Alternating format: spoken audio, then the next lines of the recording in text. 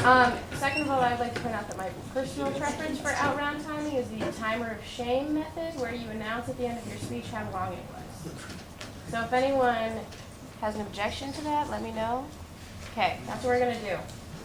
Are both sides ready? Yeah. Then I call upon the Prime Minister to open this round. 7 minutes to go.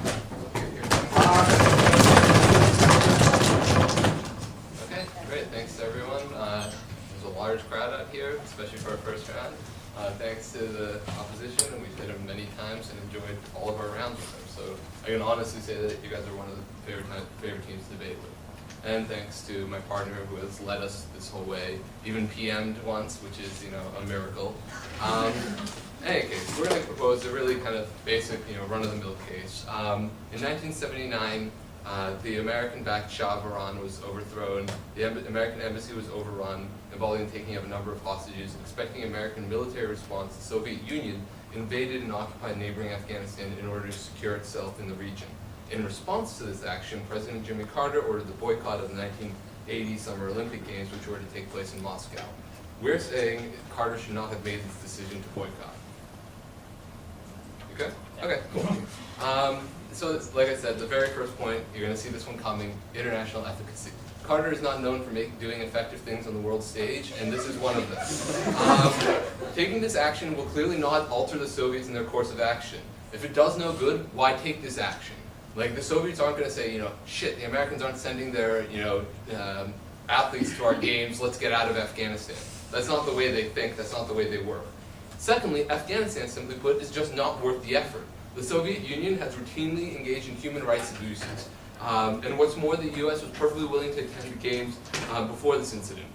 Say Hungary in 1956 was a much worse abuse of human rights than this. Or at least, it certainly looks hypocritical from our standpoint to have not done something before and to suddenly stand up now. No, thank you. Furthermore, this is an insult to the whole world, not just to the USSR.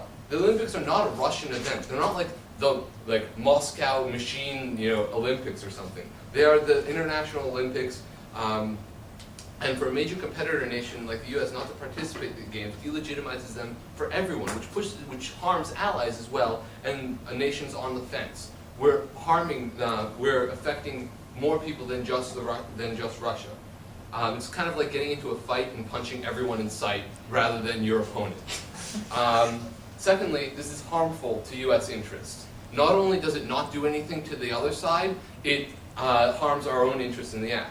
There are basic economic harms associated. It's a big cash cow for all in terms of merchandising, sponsorship, and televising. The US loses out on all of this while still allowing the Soviets to partake and benefit from it. In fact, they get a larger share of the pie because suddenly our part of the pie is, not being taken.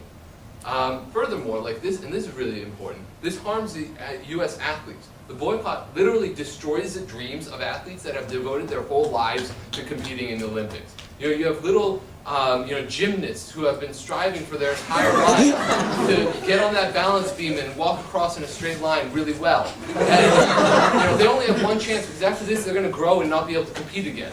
So, like, for those people, we shouldn't do this because it's kind of like, I don't know, sending the West Virginians to fight a war. You shouldn't pick on a discrete group of Americans and sacrifice their interests for the sake of America as a whole. And, it doesn't actually help them.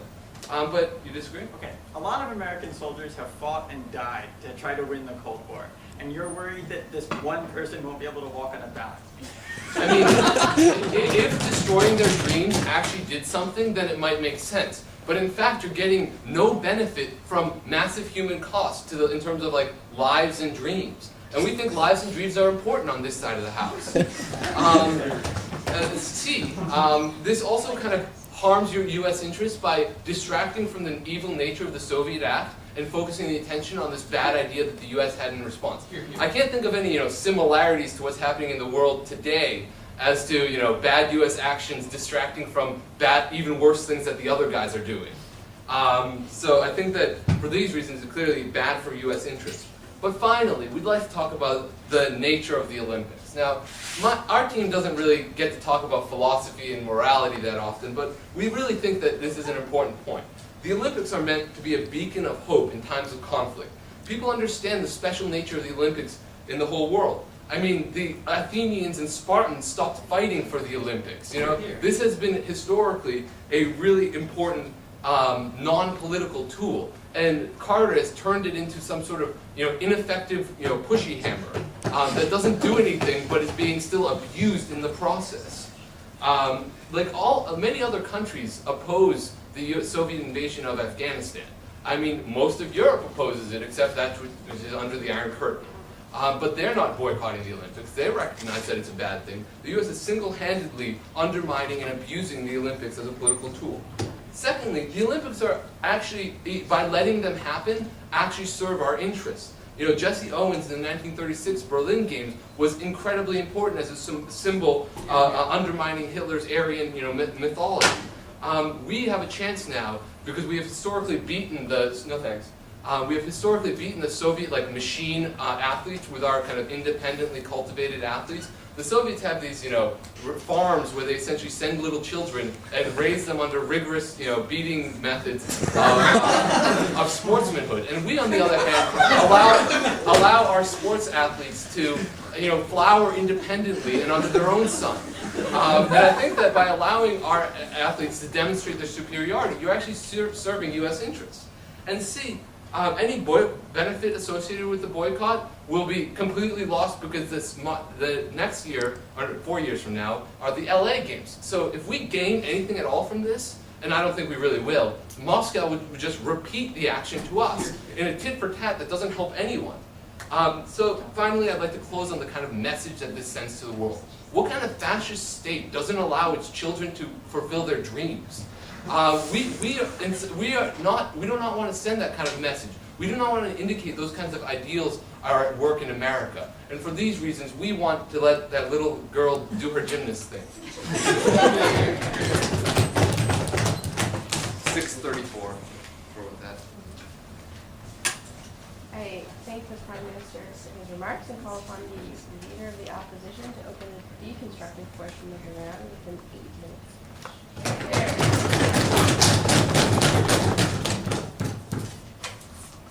Okay, well, of course, thanks to everyone here, thanks to Michelle. Excellent speech from her to come. Of course, thanks to true friends on SideGov.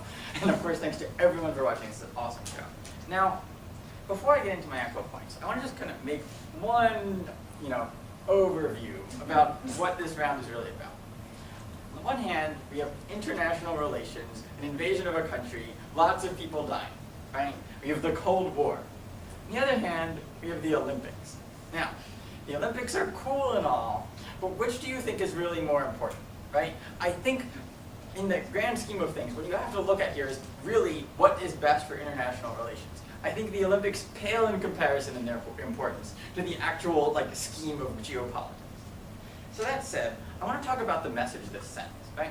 And it's easy to think that the message doesn't matter. But look, this is the Cold War, right? There's not open warfare constantly between the US and the Soviet Union. It really is a battle of ideals, right? It really is a question of who can convince other countries to support their side, who can get popular support within those other countries, right? Who can lead to governments that support their side being stable and have the support of their people instead of having, constant uprisings and rebellion. So what does this message send, right?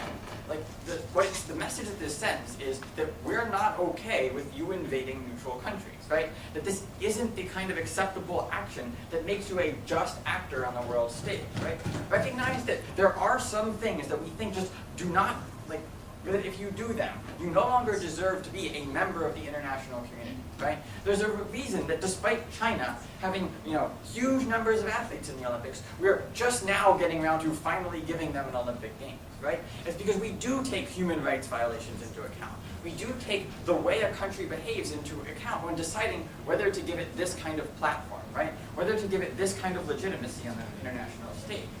Recognize that the Olympics do give international legitimacy to the country that they're held in, right? It's easy to talk about, one event in the 1936 Games, but the overall impact of those games was to legitimize Hitler, was to give him a stage on which to perform, right? He overall benefited from having the Olympics in Berlin during a time where he was trying to build up his military power.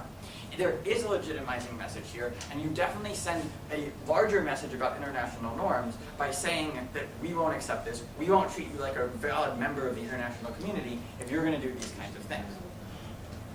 Next, though, it focuses attention on the conflict, right?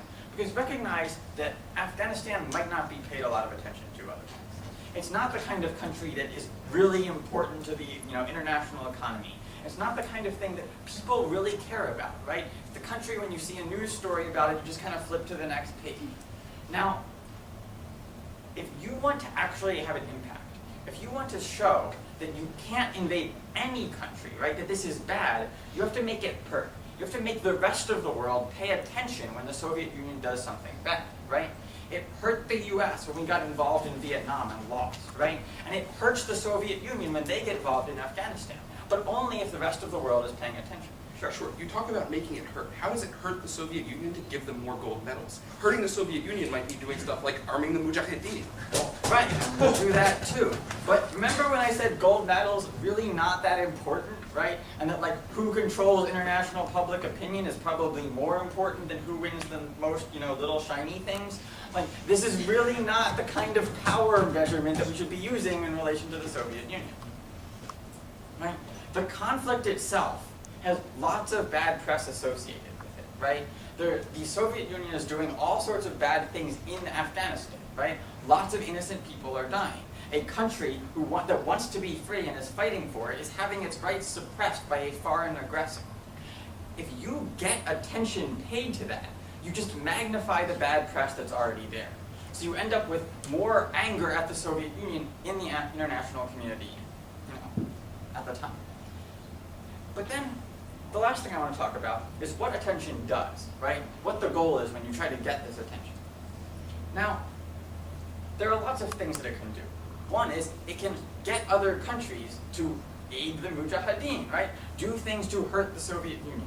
Other countries are going to be more willing to do that when A, their leaders recognize how bad the Soviet Union is, recognize how big a threat it is and how quickly they are to invade their neighbors, and B, when the peoples of those other countries are aware of this, when they see what's going on, when they see how big a threat it is, when they're willing to support a government that gives money to trying to stop this threat.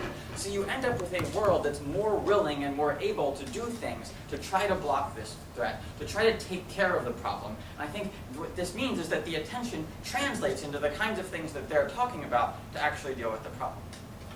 That said, going back to kids, right? They say it won't change what the Soviets do, right? Well, not instantly, right? They're not going to just withdraw right away because you do this. But they are going to face long-term pressures, right? You are going to increase the general, the next time they look to invade some sort of random innocent country, they're going to look at what happened in Afghanistan, and look at what the reaction was. They do want international legitimacy, they do want allies, and they do pay a price for us. They say Afghanistan is not important and Hungary was worse, right? Except here's the thing. There are Olympics going on in Moscow right now, right? You're not just boycotting the Olympics because they're random Olympics you don't feel like going to. What you're saying is the Soviet Union is such a bad power, right? So much a threat to the international community that it should not be considered a legitimate part of the international community, right? The same reason that certain countries now don't send teams to the Olympics. No thanks. Because the things they do to their athletes are really bad, right? Because it's not good when the country is organized in a fascist way, constantly challenging the international system, constantly leading to warfare. No thanks. Now, they say the Olympics are an international event, and it kind of hurts everyone when we don't have it, right? Like, to some extent, this is true, right? Now we don't get to watch the person walk across the balance beam. That's really sad. But look, it hurts the Soviet Union a whole lot more, right? They're the ones looking to really gain from this. Now, they talk about U.S. interests, and their main U.S. interest seem to be money and the U.S. athletes, right? So, money. Does the U.S. actually gain money off of the Olympics? Not really, right? Like, there's a large Olympics industry which funnels money from Americans to other Americans, right? But no money actually comes into the United States when the Olympics are being held in Moscow, right? That's the country that gets whatever tourism comes along with it or whatever economic development comes along with it's going to be somewhat embarrassing for the Soviets to have big empty stadiums, right? Like this is going to have an impact on what the Soviet Union looks like. But then they talk about US athletes, right? Look, athletes have other competitions, right? There's not only the Olympics, they can still have successful careers as athletes. It's a little bad that they can't win medals here, but it's not that bad, right? This just pales in comparison to actual real political issues. Then they talk about the nature of the Olympics, right? I'm not sure if Piotr even believes this point. He says they're a beacon of hope in time of conflict, right? We're in the middle of the Cold War and we'll see the Olympics and know that everything is fine. No, they don't do this, right? Like, it's nice, but when you have a system set up like the Soviets do, where you don't have actually separate actors and like real people just building up their, Olympic hopes from their own, you have a system here, right? You have this machine. You're not talking about this great idealistic thing where, people go out in their backyards and play sports, right? This is not what you're talking about. It doesn't have those kind of idealistic things associated with it. Now, they say they'll boycott LA. That might be true, but they won't have a good reason for doing it. They will look spiteful and angry. You look like you care about a foreign country being invaded for no reason. We're proud of it. 8:35. I thank the leader of the opposition for his remarks and call upon the member of government to deliver an 8-minute speech reconstructing the government's case. All right. Thank you guys very much. I've had a great time at Smith. It's great to see this sort of wave of Boston sitting in the room here. I'm very happy to be debating you guys in this hour round. Piotr does an excellent speech earlier, much comedy. I'm sure much more comedy and analysis to come later. That said, I'm going to start with sort of their overview here. And they say, what is this round about? Like, the Olympics don't matter very much. It's really about sort of world security. Here's the thing. Obviously, we agree that the Cold War is more important than the Olympics. But when your actions regarding the Olympics are completely ineffectual, then you look at the margins. And at the margins, you're hurting people for essentially no reason. At the margins, you lose all of this stuff from the Olympics. When you have zero effect and minor bad things, that's significantly worse than zero effect and no minor bad things. And I think that's what this round really gives us. They say, ultimately, you're in the Cold War and you have to stand up and say this isn't acceptable. Recognize that there are many, many more legitimate ways of saying that this isn't acceptable besides boycotting a fundamentally international event that's not just a Soviet event. You could, for example, denounce them in the UN. You have denounced them previously. If it got really bad, you could withdraw your ambassador or do something like this. I don't think the world thinks that the US is happy that the Soviets have invaded Afghanistan. I think everybody's pretty clear that you're angry about this, that this is fundamentally a terrible idea from your point of view. And they say, ultimately, you'll send a legitimizing message to the Soviets if you go to their games. I don't think this is true at all. I think when you go to their games, you go to compete and you go to win. And this is something that's this is something that's actually important. The Olympics are and have always been an important propaganda tool, both in countries like the United States, but even more so in countries like the Soviet Union. They celebrate each Olympic victory, each medal, as a victory for the Soviet system, a victory of their way of life over ours. Hitler's system did the same thing. In Cuba, in Castro's Cuba, if somebody wins a medal in the Olympics, they become essentially a national hero for life. That's how totalitarian systems celebrate essentially the manlyhood or the vitality of their system. When you attack them on the track, you are actually, that's why the Miracle on Ice, things like that, that's why Jesse Owens is so important. When you attack them on the track, when you attack them on the field, you're actually attacking the viability of their system. You're saying freedom produces better human beings, fundamentally better individuals than your Soviet system. That's what you're saying. And we think that's actually important. We think that they can poo-poo this as much as they want, but when Carl Lewis goes to Moscow and kicks all their asses, you're going to know what freedom can do to you. And I think that's actually important. I think it is important to show the rest of the world, not just that the Soviets are bad, because if you don't know the Soviets are bad by now, I think you're nuts. And you probably aren't going to figure out the Soviets are bad just because they've invaded Afghanistan, but also that the US can beat the Soviets, that it provides just a fundamentally better alternative. All right, the next thing to talk about is how this focuses attention on Afghanistan. Recognize this is actually going to draw away attention from Afghanistan. But yet gives you this point. And I think just by saying, no, they'll focus on it. really, what everybody's going to focus on is, oh my God, Jimmy Carter's doing another stupid thing. He's taking another moral stance that's having no effect. That's what it's going to focus attention on. They're going to, focus attention on the lack of the U.S. at the games and all this, without focusing on the suffering in Afghanistan. Every news story you might have had about, the heroic Mujahideen, or Pakistan's support for them, or horrible Soviet atrocities, will instead be like, oh, look at Carl Lewis at home, he's really bummed out. I think that it actually is a very serious detraction. I think it's crucially important. No, thank you. They say other countries will realize this is bad. Here's the thing. Everybody on Earth who's not part of the Soviet sphere has condemned this action.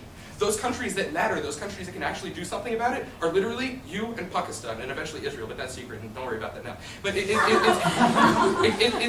you and Pakistan. Both of you already realize it's bad. If you're going to do something about it, you're going to do something about it. You're boycotting the Olympics. Has nothing to do with it. In Pakistan, they're sitting around saying, geez, this godless communist state has invaded the Muslim country next door. That's really bad. They're not going to sit around saying, guys, the US tells us that the Olympics are really bad because the Soviets invaded Afghanistan. Maybe we should do something about it. That's just not the thought process in play. The Afghans think it's bad, the Pakistanis think it's bad. That's what's crucially important. All those European countries who think it's bad, yeah, they think it's bad. They're still going to the Olympics, and you not going isn't going to change their minds about this. All right, so now coming case study.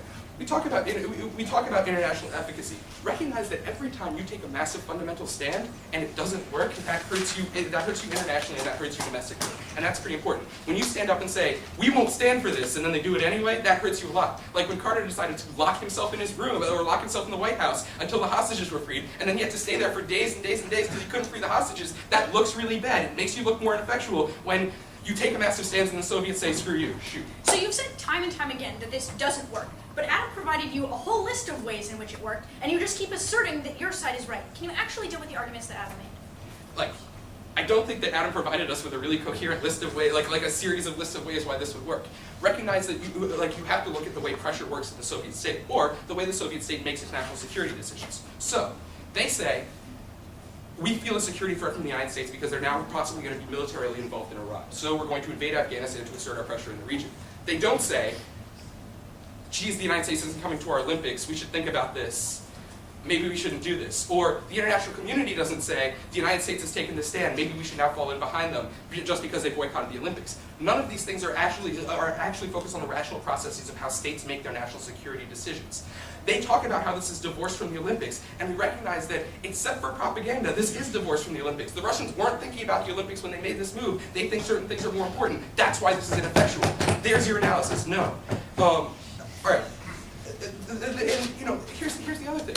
It's not like Russia wasn't bad before this. We talk about their previous human rights abuses. We talk about Hungary in '56. We talk about all of the things that the Soviet Union has ever done before this. And somehow, now that they've invaded Afghanistan, this is the fundamental shift that says you're not going to go to their Olympics. Remember, you gave them the Olympics before, when they were still the Soviet Union, when they were still supporting people in Vietnam, when they were still crushing dissidents at home, when they still had all of Eastern Europe under the Iron Curtain. That's who you gave the Olympics to. Recognize you played ball already, and now you're just making a ridiculous stand. We talk about how you are insulting the whole world, the international community, the international community specifically, because this is organized by the IOC, the International Olympic Committee, on which you have a vote, the Soviets have a vote, so does Panama, so does Cuba, so does Nicaragua. They decided, all of them together, that this is where this game should be. These games should be in Moscow, we'll have them there, then we'll have them in LA. It'll be like a fun symbol of reconciliation in the Cold War world. We think that's good, that's why they did Moscow, then LA. And we don't think we should tell the international community to go screw themselves just because we're getting snippy. We talk about the U.S. harms. We say, listen, there are economic harms. They say, no, you get no money from games in Moscow. One, yeah, you actually do. There's significant sponsorship for U.S. athletes. Recognize that the U.S. athletes are the Olympic Games who are the ones who become the world symbols. The most famous athletes from this period is Carl Lewis. That's who people are going to be buying posters of in Germany and France and Spain. That's who people are going to be buying little track jerseys of, or booty shorts, or whatever you buy from track athletes. There are significant TV rights at play here. Recognize that NBC or whoever did this loses a lot of money. You are losing growth in the U.S. economy, and we don't think that's totally stupid. Here's the next thing. We talk about the harms of the athletes, and they say, well, whatever, they can just go to other events. Obviously, no other event is the same as the Olympics. I think all of us recognize the fundamental difference here. These guys are amateurs, they train all their lives to compete in the Olympics. We say our country is about the right to life, the right to liberty, and the right to the pursuit of happiness. You are impeding their right to pursue happiness for a petty moral stand that's not going to have any effect. We say, when there's no effect on the margins, let Americans pursue their happiness, especially Americans who have striven to represent their country in the most honorable fashion on the fields of play. And we absolutely believe. And Piotr talks about, and this is actually legitimate, there is no reason that you should focus, that you should make these athletes bear the brunt of sort of U.S. foreign policy. They haven't opted into the system in any sort of way. He gives you the example of West Virginians going to war. It is fundamentally unjust, especially when it's ineffective. And especially when it's ineffective. All right, the last thing I'm going to talk about is the nature of the Olympics. They sort of poo-poo this. They say it's not a symbol of world cooperation, whatever. Recognize the UN doesn't work. This is essentially the only international organization on Earth that actually works. We think there's something to that. We think there's something to be said for having one field where the entire world can come together in communion and say, we're going to have these games regardless of stripe. That's what's happened every time before this, and we don't think Afghanistan has fundamentally changed the picture of the world in such a way that you should now sort of jettison your athletes or jettison the international symbol of the Olympic Games.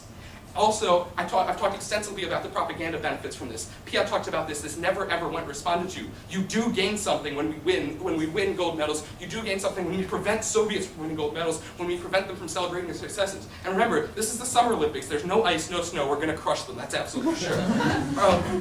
And the last thing I want to talk about is sort of the LA Olympics and the idea of tit for tat. They'll say, whatever, the Soviets will have no good reason for boycotting the games. No, the Soviets will have a reason. They'll say, the Americans were being incredibly petty, they boycotted our games, and then they boycotted the international community, so we're going to do the same thing. This just detracts from the international symbol of the Olympics. It detracts from the spirit of cooperation fostered by the idea of an LA and Moscow games. We think those are actually good things in this Cold War world. We think that ultimately we're going to have to come to some sort of understanding with the Soviets, some sort of like mode where we can live with them in peace. They've done a horrible thing here. We should deal with that horrible thing in ways that will actually be effective. We should fund Mujahid. We should possibly withdraw our ambassador. We should certainly condemn them in the UN. And we've done all these things. We've done it in the right way. There's no way to tack on this extra stupid thing that will just make you look weak and hurt American civilians. For all these reasons, practical things. I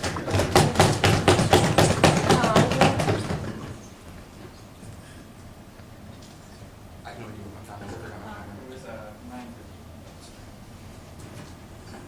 Okay, I thank the member of government for his remarks and call upon the member of opposition to close out the constructive portion of the round for 8 minutes each.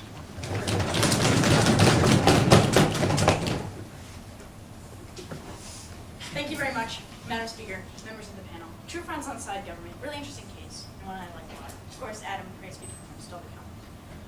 I want to begin with this sort of observation that Adam makes right at the top of the speech, right? He says, look, don't forget that international relations is just factually more important than the Olympics. We just shouldn't care about the Olympics so much that we start, loving our enemies because, we really think that, all the human rights abuses that they're taking, all the wars that they're fighting, all the innocent people that they're killing, and that really doesn't really matter because the people want some shiny things, right? Now, the response that we hear from side government is that it's ineffectual, which basically is the only point that I think he makes throughout the round in response to everything that we say. He says, but it's ineffectual, so nothing you say ever matters. He doesn't. He actually denies that Adam makes any arguments about why it's ineffectual, which is great, because I don't want to hear any new responses to it in PMR. So as far as this goes, just refer you to the entire case, where we make all these arguments about why it's so effective, in its own right. The first thing that Adam talks about, though, is this message that it sends, right? The response that we hear from Zach is that you could do other things. There are, other options you have. You could go to the UN. You could send money. You could do all kinds of things. I have two responses to this. The first one is you just don't get the kind of popular response that you can get with such an international event, with making this kind of statement. You're going to get your message to a whole lot more people in a whole lot more contexts than a speech that you make to the UN, which goes to all the UN ambassadors, which maybe a select group of people in every population will follow, which government officials will follow, but which the actual majority of the population of many of the countries of the world simply won't be paying attention to. We just get more effectiveness in terms of getting the message out to more people. But my second response is, these things aren't exclusive, right? There's nothing about boycotting the UN that makes, boycotting the Olympics that makes us unable to go to the UN and make a statement, unable to contribute funds or weapons or support the Mujahideen, any of these things. So really this point just is irrelevant to the round. Then they say, but it's an important propaganda tool for the United States to beat Russians. That's really great.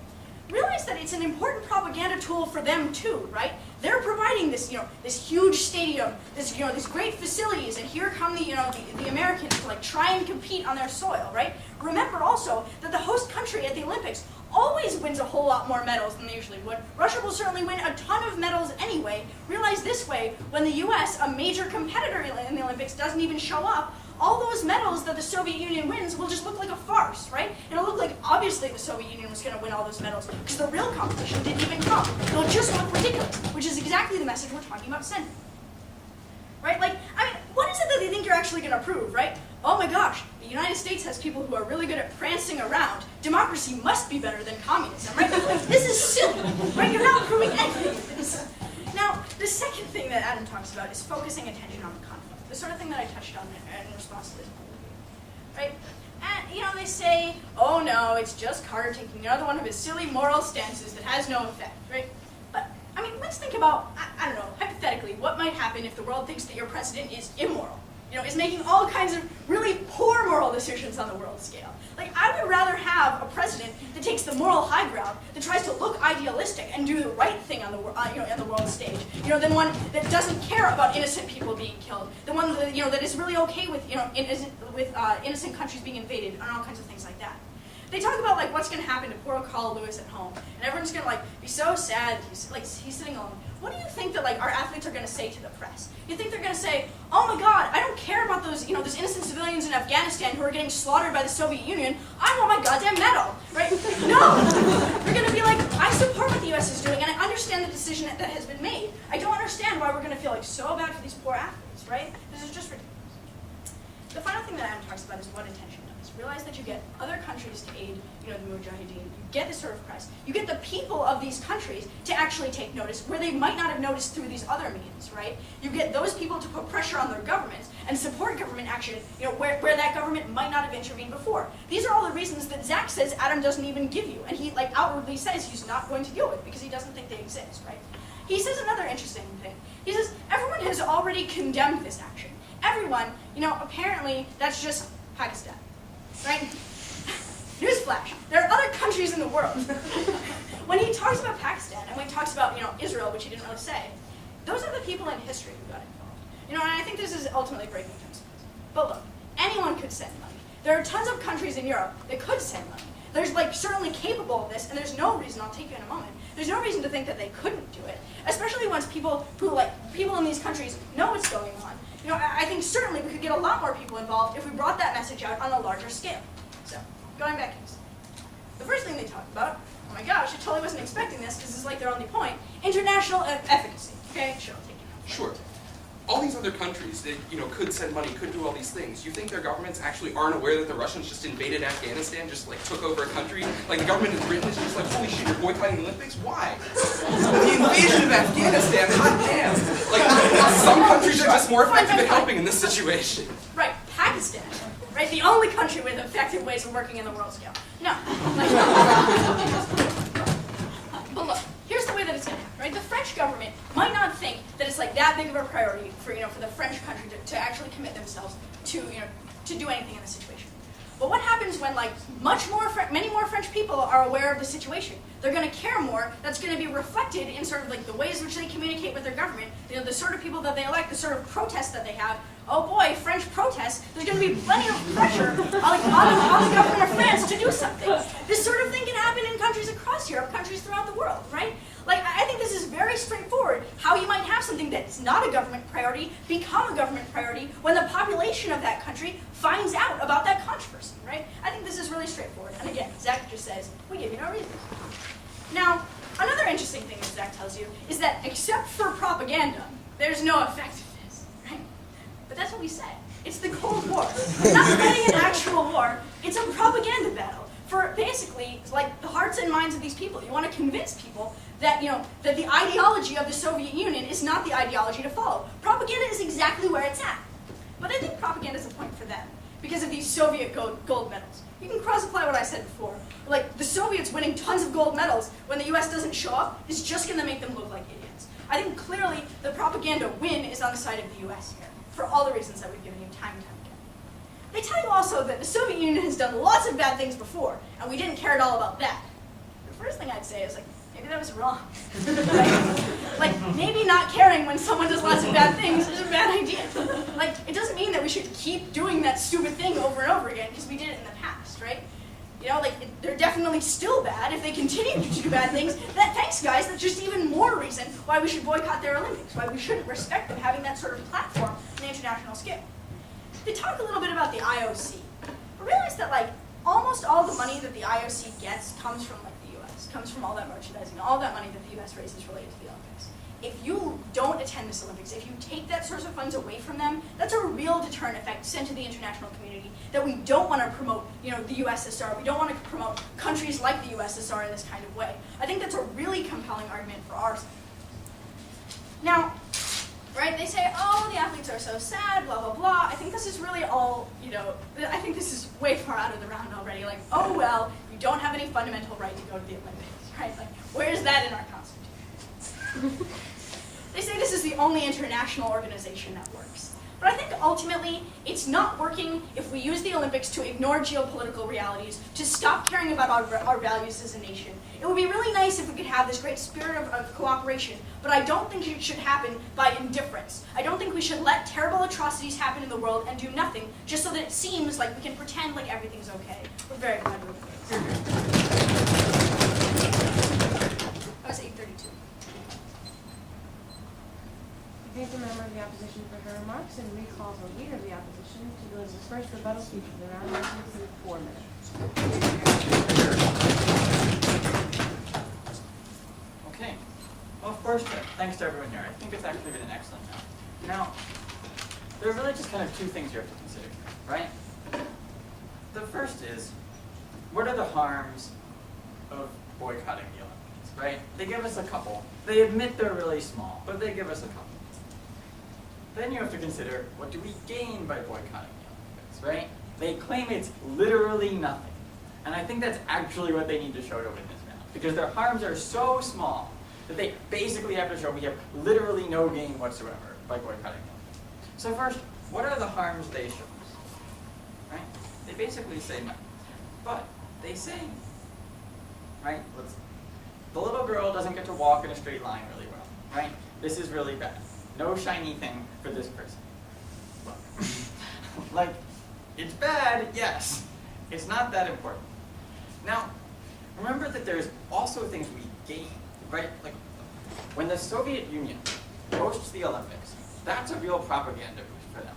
More so when they host than when they just attend an Olympics, right? There's something special that comes to the host country putting on this event. So, we take away that propaganda chance for them. Now, we might lose a propaganda chance for the US that comes from us winning medals, except it's not clear we're going to win any more than the Soviets, right? The host country always does well, and the Soviets are really good at this. Remember the machine of raising athletes that Piotr talked about, right? We prevent future Olympics from being held in places like this, right? Through this effect on the IOC, because they rely on American advertising money as their main source of income. So by taking that away, you disincentivize holding the Olympics in places where the US might boycott. But look, let's say you're really worried about the athletes, right? Like, let's give a generous interpretation. This is the big downside. We don't get to go to the Olympics. The nature of the Olympics are okay, fine. What do we potentially gain?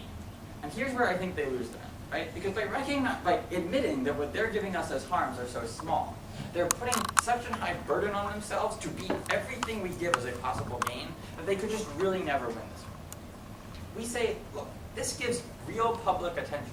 The kind of public attention that your ambassador saying something really angrily isn't going to get you, right? The everyday person in the rest of the world is going to be aware of what's going on in Afghanistan because they wish they were watching the Olympics, and now instead of the Olympics you have Soviets fighting Soviets for really meaningless shiny things that have no meaning when compared to the actual competitiveness of international sport, right? So instead of an actual fun Olympics everyone likes to watch, you have this meaningless charade that makes the Soviets look dumb. The average people in the rest of the world are going to be aware of this, right? Are going to see what's happening. Now, this has two effects, right? The first is the general effect on the Cold War. The US is saying, we don't really like when you invade foreign countries that you have no right to invade. We don't like when you kill thousands of people. We're not going to treat you like a normal, respectable country that can deal in normal, respectable ways with the rest of the world. We're going to say you have no right to do this. Now, we're also going to show that we're doing things about it, right? The other things that they want us to do. This makes the US look like the good guy, right? The one trying to make the international order into the kind of place where people in the world actually want to live. The kind of person that you'd like to be victorious in the Cold War, right? Now, public support matters. But then it also matters with regard to this particular event, right? With regard to the invasion of Afghanistan. Because what do we tell you? We say, look, the people in the French government might have heard your ambassador. The people in the British government might have heard your ambassador. But the average person on the street didn't, right? They really paid no attention to something happening in Afghanistan, because they probably couldn't locate on a map, right? But when you talk about the actual harms going on, about the innocent people dying, right? There's like a bit of a peace movement at this time that can actually get on the streets and protest, right? It doesn't take all that much to get people protesting. And when that happens, you end up with governments, right? And remember, our allies are democracies who are more likely to actually do something about it, more likely to support it. Now, he says that only the US, Pakistan, and Israel can do anything about this. But that's just not true, right? Any mechanism the US has is also available to Britain. Not quite on the same scale, but definitely on a large enough scale to matter. So you have these countries much more likely to do something about the invasion. That's much more likely to get the Soviets defeated in Afghanistan, which is a huge political objective, and has a huge impact on the history of the world. We're proud to oppose. My time will stop for a second. I have 14. Okay, thank you, Leader of the Opposition, for his remarks, and call upon the Prime Minister to close up the round with a 5-minute rebuttal speech. Okay, great. When I was up here, I gave a kind of fluffy speech, but I'm afraid that it's lulled the opposition into thinking that we really have a fluffy case, when in reality, we're just as willing to grapple with the IR points that they're making. What they fail to recognize is that an ineffective boycott is much more harmful to U.S. interests than no action at all, and that's where they lose this round. They don't recognize the harms of taking petty actions on the world stage that do no good to the U.S. But let me deal with their kind of new point about sending a message to the IOC not to host games in Moscow. I think that, first of all, we're not sending a message when we're still paying our dues and participating in the IOC meetings and all that. So this is like the message they're sending through the Olympics, i.e. completely ineffective. Furthermore, we don't want to send the kind of message to the IOC that we're willing to pervert you and use you as a political tool. We don't want to get the IOC to be making the kind of political judgments that are about good guys, bad guys. That's it. Fundamentally, the message they want to send to the IOC is that we want to use the Olympics as a political tool and abuse it. And I think that that's contrary to the nature of the IOC and its historical role in the world. So we don't want to send the kind of message that they're looking to send to the IOC. And we're not sending much of a message if we're still paying our dues. Now let's go to the point that we talk about a lot about, the first one, which is like, are sports important? They might not think that sports are important. I don't really like sports that much, but many people in the world do care about sports, and they acknowledge this themselves when they talk about how people watch the games, etc., etc. We think that insofar as sports, your athletes are representing your nation, that these games are tremendously important.